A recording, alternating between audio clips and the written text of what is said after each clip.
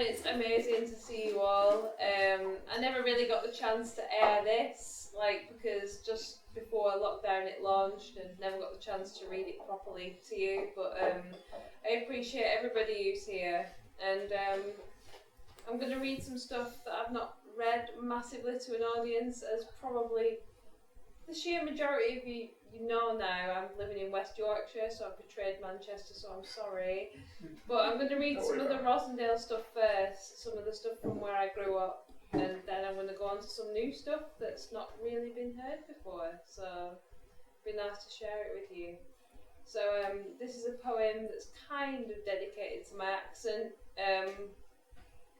and I think I used to avoid using my accent for a long time, not reading with it, trying to kind of suppress it, and then I kind of grew into it, and I think a lot of us push certain elements of ourselves back when we want to appear to perform in a certain way to fulfill a certain role. But I think with an accent, I think just explore it, just see what you can do with it, and I think it's really added to my poetry anyway. So this is Stacksteads, and my dad used to always dread walking or driving through Stacksteads when we were younger, because he used to always be like, that's rough, you don't go there. But there's some amazing scenery around it, and when I was a teenager I used to try on the way home to climb up some cliffs in the quarry, and this is a poem about that. So this is called Stacksteads. I'm just trying to get the light. There we go, that's better. Stacksteads.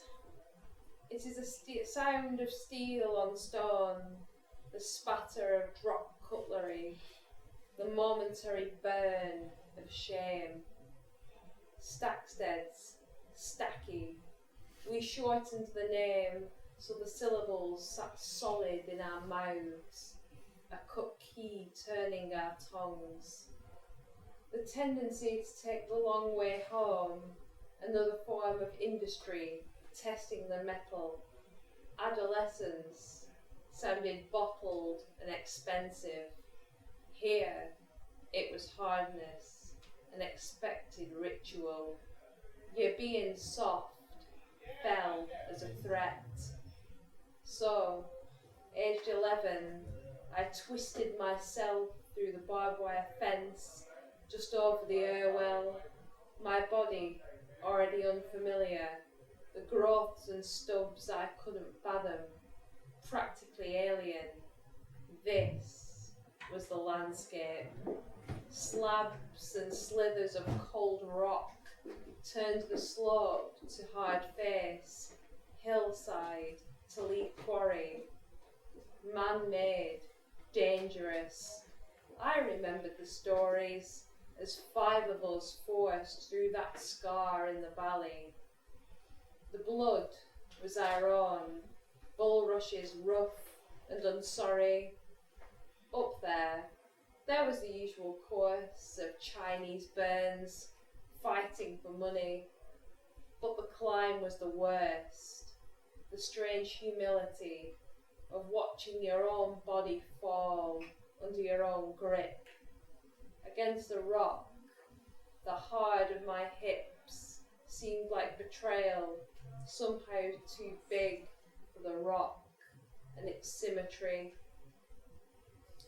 When hands fail, eyes turn to the sky, gracing its curve for sign of a hold. Here stem the claims of extraterrestrial life, when the fear of looking back into time needs some present hope. This place of rain-rinsed gritstone, where I fell back, winded on the rock, the sunk slug of my heart hot through my ears. Out here on the hard, we are human, soft. Hello. Right.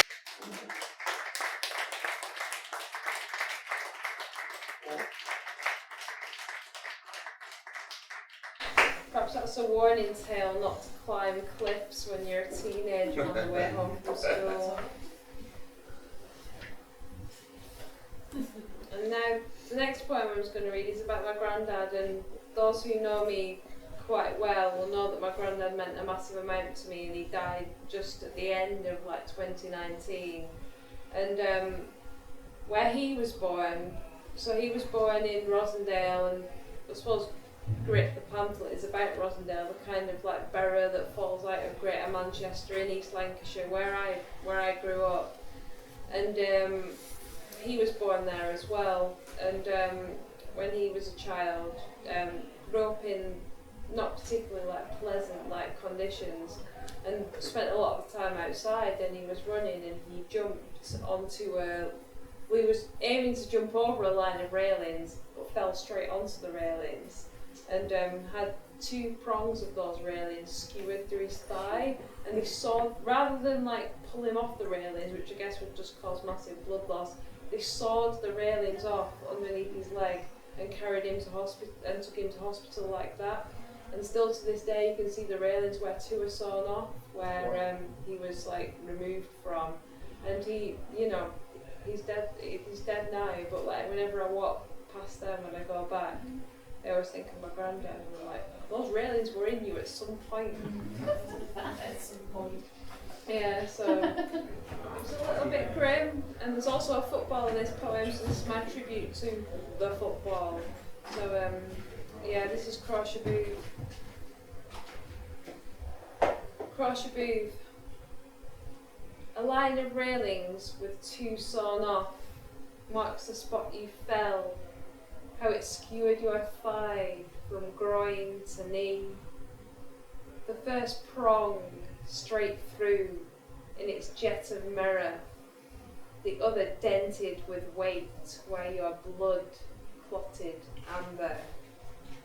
Yet it was over your tongue that you first tasted metal, that language of warning, the ripening shock at what we are, and this, nature's reminder. It slipped down your chin, lacing the tarmac. You were aged 10, half body, half barrier, to some unspoken possibility we still lack the words for.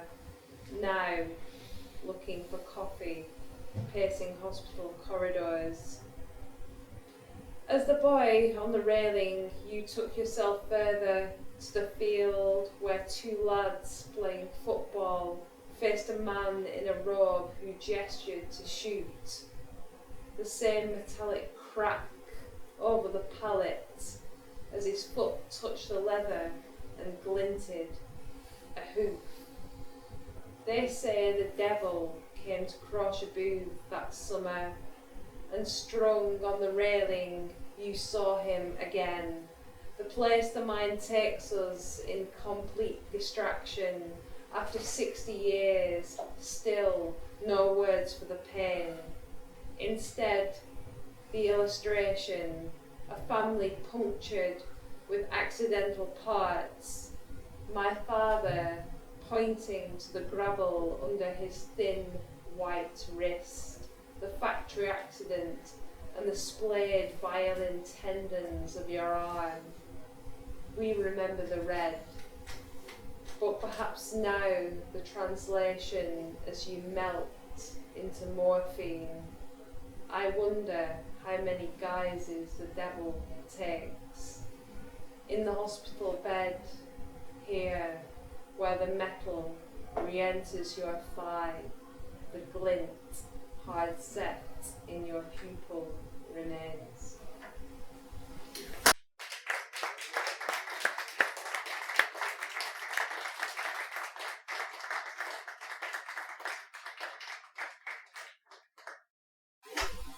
And this is a poem about running. Anybody a fan of running? Yes. Anybody not a fan of running? Yes. That's better, right? You can boo me when it's finished. This is Milestones. Let's take a bit of a breath for this one. You were on a running route through the northern town you were told you were born in. Stand near the front. Know your lungs, the instructor says, like some friendly gesture. You picture them, 2 penciled holes beneath paper before you begin. How long before you will see them projected onto a screen is not yet known.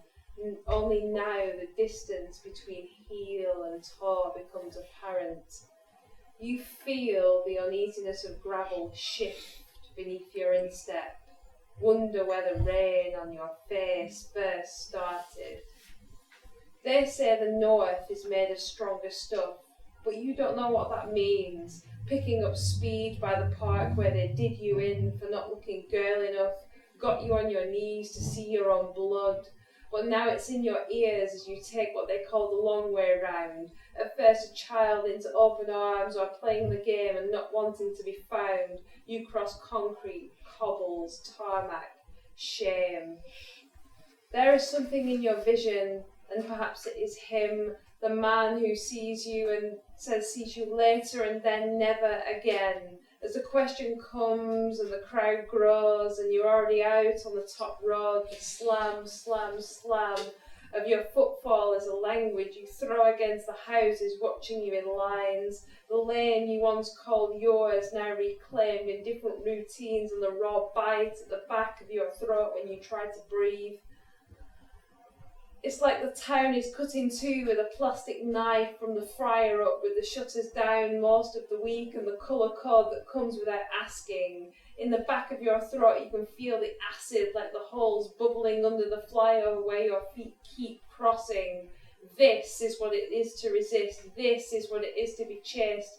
At first it's like it means something and then just as much of a task as everything else. And the thumping of your heart at the bend in the road, where you want to keep going, past the ward where you watch the wall and the office where you lost your spark like the insignia of new decoration, the football scarves are in windows. As you take on the streets you wouldn't dare even at dusk. The sky smells different round here. You wish you had someone to run to, someone to ask them why it is you don't understand your body as you push it harder into the concrete.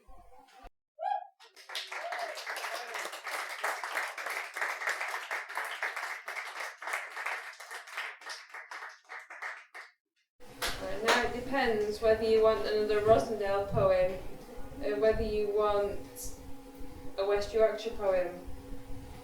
Whatever you want to do. Both. West Yorkshire Massive. West Yorkshire Massive. Let's see.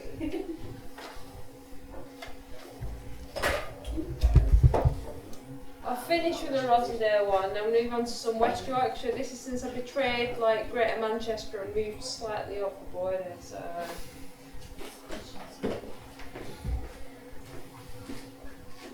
Has anybody heard of Gadding's Dam?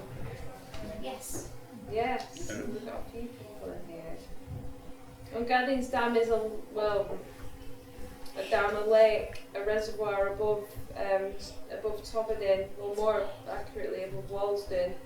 And a lot of people, I suppose, come from all over to go and access the water up there. And various kind of pieces have been written about it.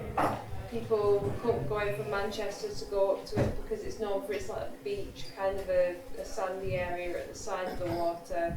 People go wild swimming there, and it's ultimately a site of kind of built industrially. It's up on top of a hill. Yeah, it's on top of the moors. Like when you're up there, you have to climb really far up, and then when you're up there, it's like you've just got no other view other than the water and the sky.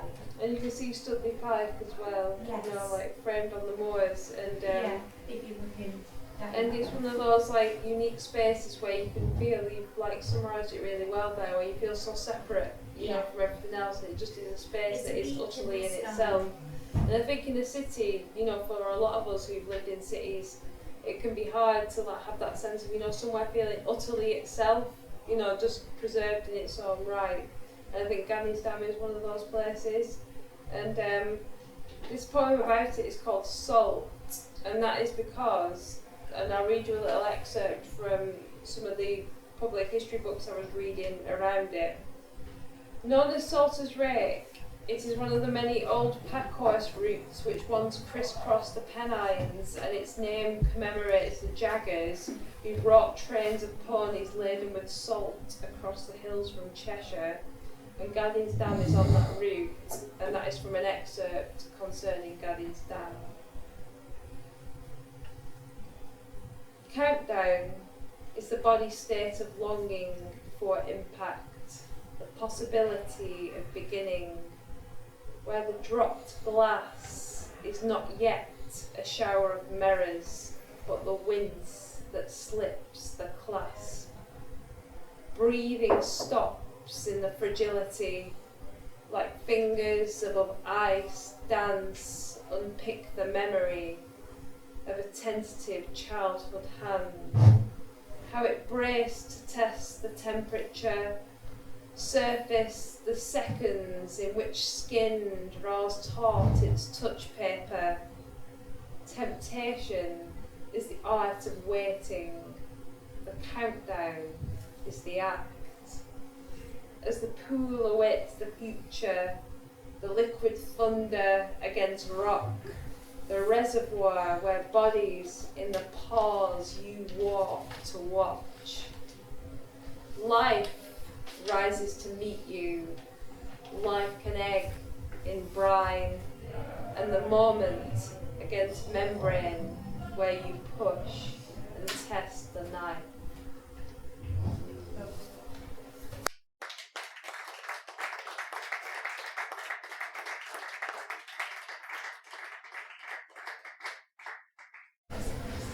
And also because I grew up not far from West Yorkshire in Rosendale, it kind of borders the two. There's a lot of really interesting place names like Lumbutts, Mankinolls, and another one of those is Gawksholm. And I remember looking at the place name of Gawksholm and thinking, like, why is that a place name there? And Gawks, the prefix Gawks, actually, is translated, especially in dialect terms, to mean cuckoo, and it's like links to the French for cuckoo. And I was like, what does that have to do with there? But cuckoo was the dialect word for like a local kind of like odd or unusual or maverick person, and that's why the place got its name. And it's connected to Tomodin. It's literally a settlement connected to Tomodin just as you pass out towards Rosendale. So this is a poem in tribute to that. Gawksholm. The translated trill of a pheasant, that guttural click as you start with gawks. A place word that puckers the mouth to a kiss. Cold earth looms at its sides and you walk. Old Norse, Gawker, speaks here of cuckoo. Plumage dark trees dredge the valley slopes, and desire forces the first climbing breath. The unspoken, the egg, locked back in the throat. This landscape aches, yet past spires forgotten, mill chimneys rot in its rising damp, and yet you come here with a heart soaked open, like the cuckoo stealing a childhood, you reach out your hand.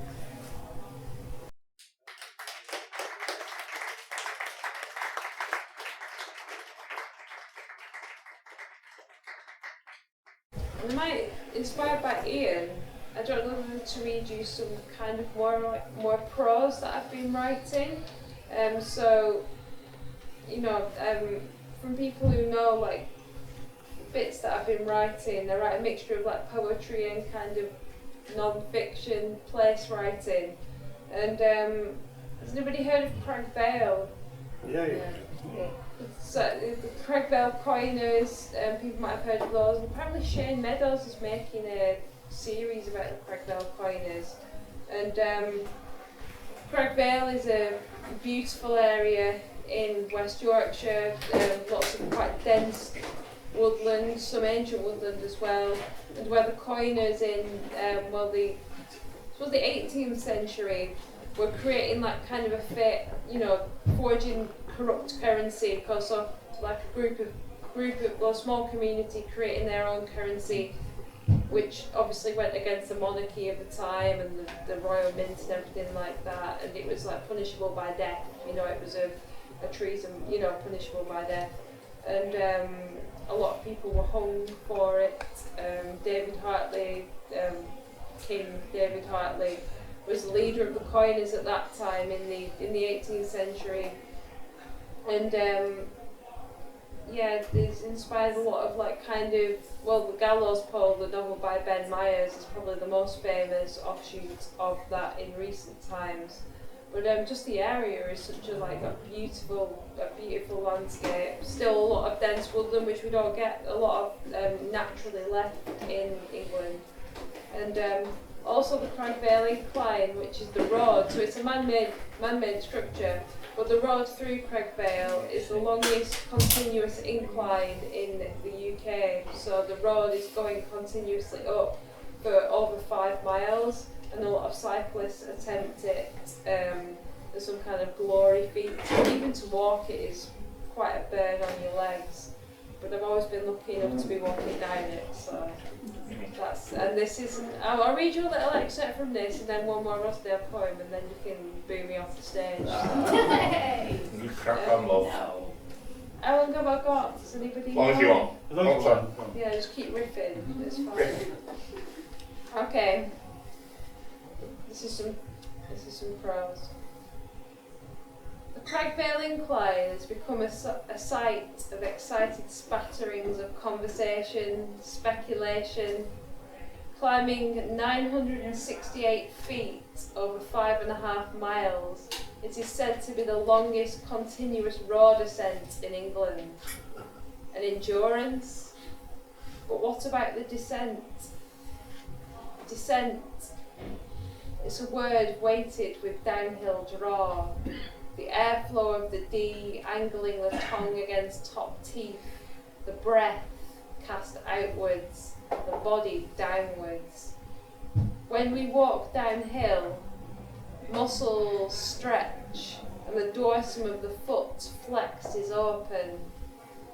Is this suspension into a kind of surrender, descent, a word working back into our origins? Where do you come from? What did you leave to be here? Hence we descend. We drop down Crag Vale largely at the roadside, having climbed out of the valley bottom, a fertile slit of land lashed in silver birch, beech and sycamore. The black mud of Withens Clough still slicks our boots, the souvenir of a walk over the moors from Walsden. At some point, brushing between postcodes, we've crossed the angry acronyms of OL and HX. Here on the West Yorkshire-Lancashire border, a bristling blend of wood rush and cotton grass seem caught in the stupor of a wind that can settle on no one direction for more than a few minutes. Distinct snapshots of the journey jolt through the mind like it's chill. It's a skin under a cold wind. The startled shrill of a pheasant tucked under a tumbled down wall. The farmhouse picked to ruins around her. A pheasant. I imagine her eggs still intact, olive-coloured, their secret yellow only the bounty of unstoppered life. Here, in West Yorkshire, there isn't so much a ripening as a weathering, an enduring.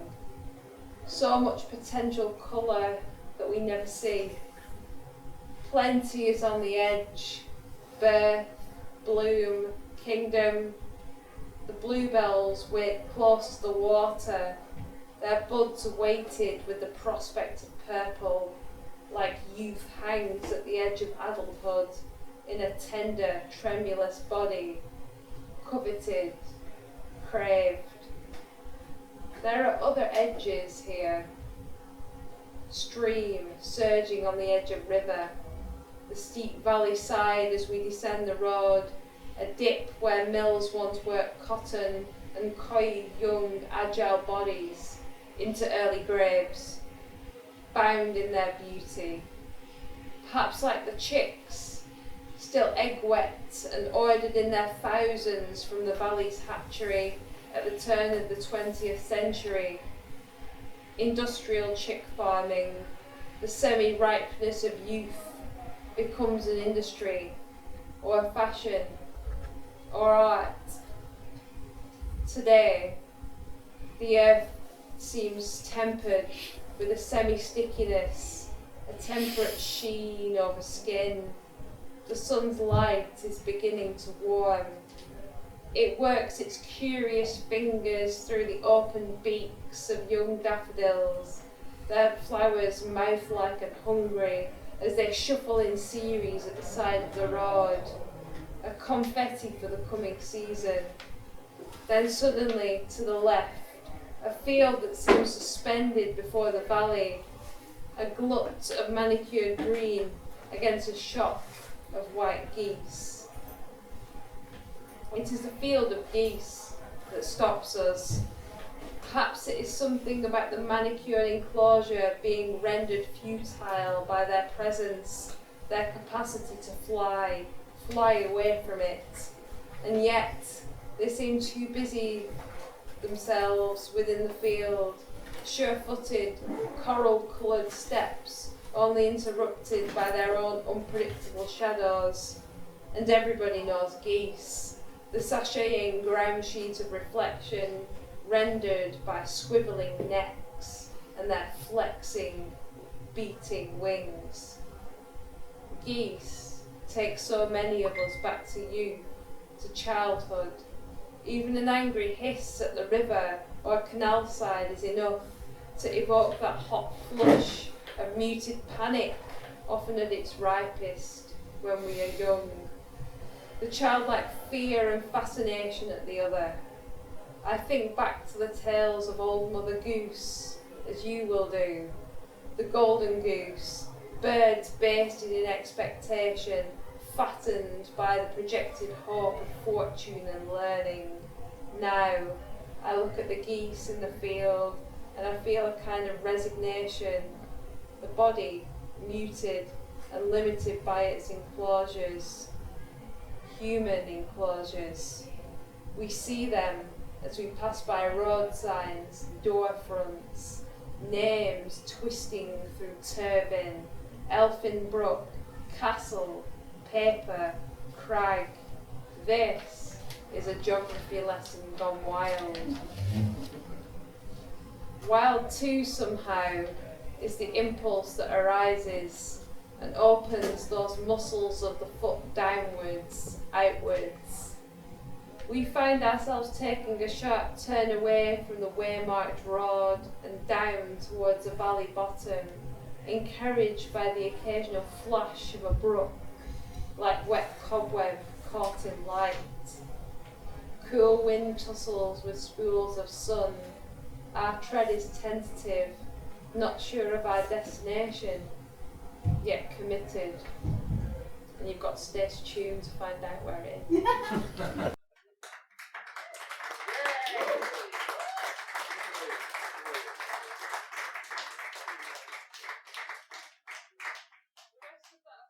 Vale is hopefully going to be published sometime next month, so yeah, stay tuned for that, or hopefully I'll read it to you in the future. Is it alright if I finish with one poem? Just one more, yeah. I mean, it depends how much you want more. But I'm conscious that so we're going time-wise, maybe one more. One more. I will happily Do a song instead if you want. all night. But I do one more. So has anybody heard of Rottenstall? So I'm going back to Rossendale. Oh, I know that one. You know Rottenstall, you know this one. Right, so where the Whitaker Museum is, and where you might see, if you're like walking around in Manchester, you might see the Which Way buses, and they go to Rottenstall. So that's the bit of Rosendale they touch from where I grew I up. know. And I went to high school. I think Lauren's here we went to school not far from there. So yeah, this is Rottenstall. Rottenstall. I learned tenderness in smashing two stones together and laying them over the crook in the river. One hand following roughness like a gesture, the other open and grasping the force of the water. The Irwell swollen, a forced inlet. It was a pike's tail thrashing when hauled from the course. Passion was letting a shoe go under. Ankle deep was dedication, commitment, edged into more. Those stones, almost glassy with moisture, reflecting the banked brawl of tide under my tongue, the unvoiced passions of tactile hunger, hissed into dialect, Irwell Vale, Strong Stride, Musbury Tor. I listed downstream in a passion whisper. Rosendale, the river is brown here. It is course and bed and system. Dirt is a syllable of the lived in. It is more than the flow under curious fingers, the scudding slap against goose-fleshed palms. It is more than each clinch and rise and roll of industry. It is more than the band of cold beneath your waist and your arms. More than the picture of a body within a body of water. My stance in the Irwell, half dam and half animal, covered in the rush of complete touch, but too, that element, the inevitable, one of life's intimacies, I still attempt to translate. The ache of the area's defaced hamlets, ripped up train tracks, the fine line between feeling life and inviting death, still here remains. The mud clinging to ankles, its silt-slicked embrace, through which I reach you, yet the contents change, as if taught by the river. If I could give you anything, it would be the rough, the sheer force in a minute of standing there, chest height, upstream, pressed into a single second of touch.